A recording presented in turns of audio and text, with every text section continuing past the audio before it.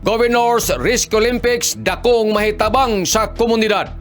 Sa unod sa mensahe ni Provincial Governor Lyndon Barbers kagahapong adlaw, sa diyang taghimo ana simpleng programa didon sa Provincial Gym isip pag-abli ng Governors Risk Olympics 2026 na salmutan sa mga Local Disaster Risk Reduction and Management Office sa nan mga industrial companies ning lalawigan. Si Jamie Laong kagana lamang kung ang tanan mga LGU mi-apil ning mao nga aktibidad gumikan kay isa ini kay importanteng programa sa matag lungsod. Matod sa gobernador, ang Risk Olympics diha nato masukod ang mga abilidad ng mga responders din ilang ipakita ang ilang sistema kaabtik sa pagpanghuna-huna, agresibo, inisyatibo sa iban pa na mga pamaagi kung unhon pagluwas sa kinabuhi sa tao, mga kabtangan o ang pagresponde kung ugaling daon may sunog nga mahitabo. Si Governor Barbers nagpasalamat usab sa mga dinapit na mga bisita gikan sa regional nga buhatan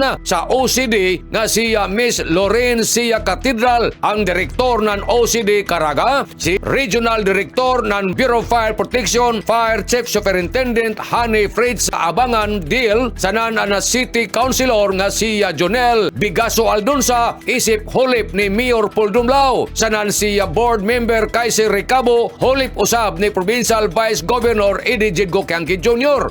tungod sa ilang nga paghatag ng dako na suporta sa mga programa dinhi sa atong probinsya ng Surigao del Norte. Paminaon ta si Provincial Governor Lyndon Barbers. Arang nako kalipay because wala mo mubidya sa kini nga atong taghimo na Rescue Olympics.